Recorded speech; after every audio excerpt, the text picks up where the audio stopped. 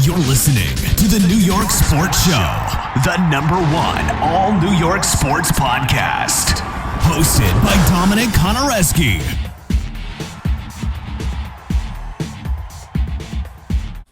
Hello and welcome to the New York Sports Show, your #1 all New York sport podcast covering racing. I'm your host, Dominic Konareski. We have Stafford Motor Speedway street stock driver Ike on. Now, Ike, welcome to the New York Sports Show. Overall, a fairly new face at Stafford. How are you settling into things? Thanks for having me on. I'm settling in pretty well.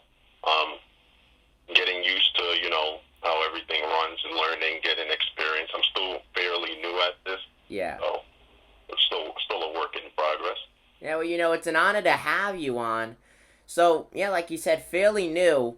Now, you did several races so far here in 2021. What was your goals going into the season? Of course, on a part-time schedule, not going for a championship or anything. So, what were your goals? Was it just to get more of a feel of the car and possibly go out and surprise someone and get a top 5, top 10, or even a win? I keep my goals realistic. So coming in, I haven't raced before I have a track. Been a student of the sport a long time now, but the main goal was just to be able to run all the laps. Ideally not get lapped, but run all the laps, learn as much about the car as I can, and as I get more comfortable, push my skills more and more, because I know the car has more potential than what I'm running it at. But it's just really keeping everything realistic, keeping everything clean, learning, staying out of the way, and racing respectfully. So those are like the basic goals that I go into each race with. Yeah. Now, do you plan on racing in 2022? Yes, I'm going to be talking with Rent a Race Car. That's who I rent from and race for.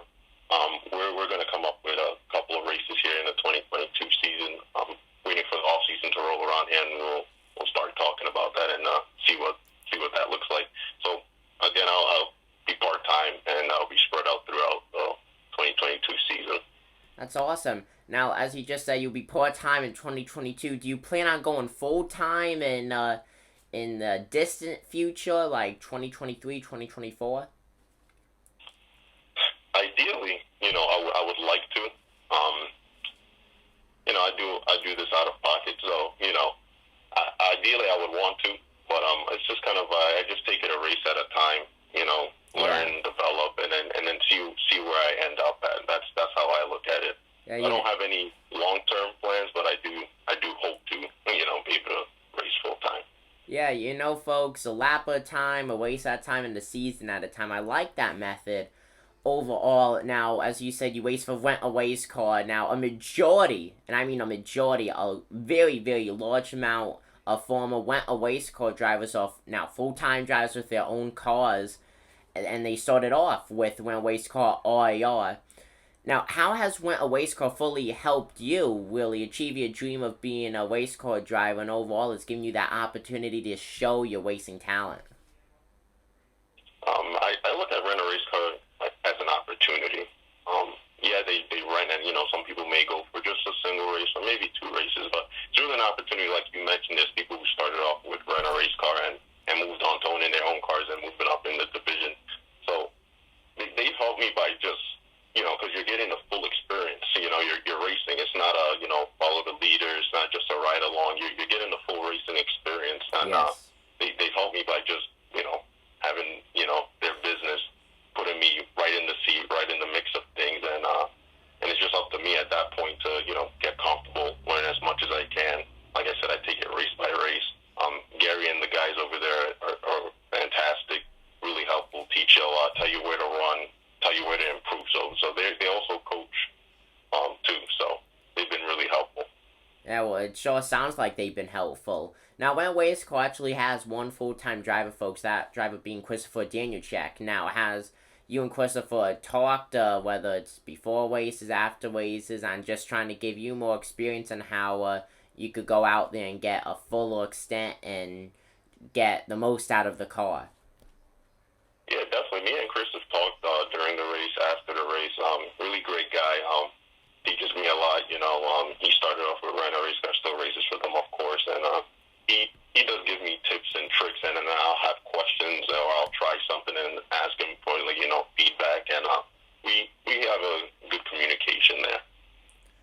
That's awesome to hear.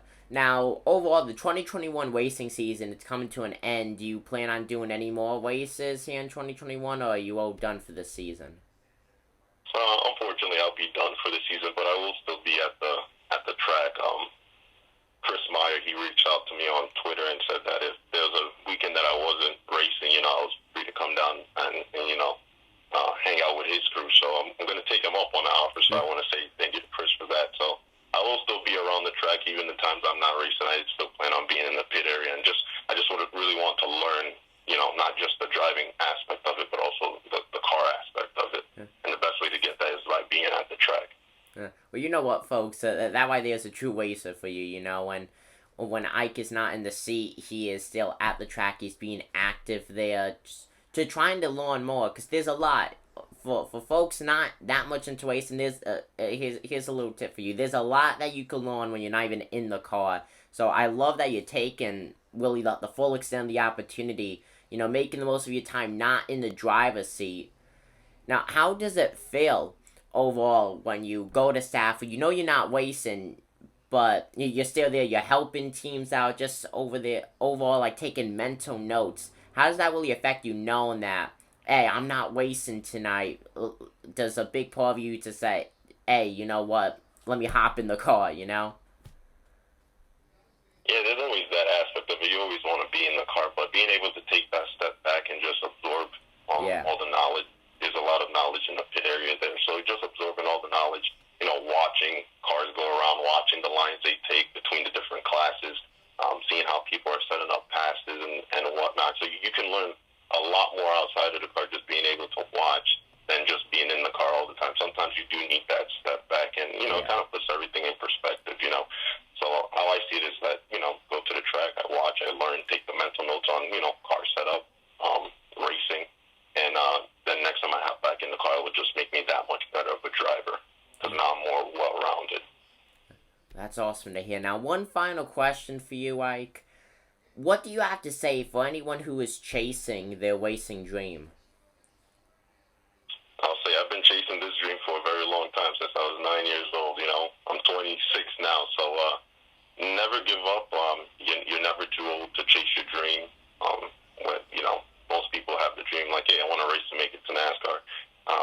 Even if you don't make it, racing at Stafford is a great, fantastic time, and I enjoy every bit of it. So I would say just never give up, and just keep chasing your dreams. They can come true at any moment.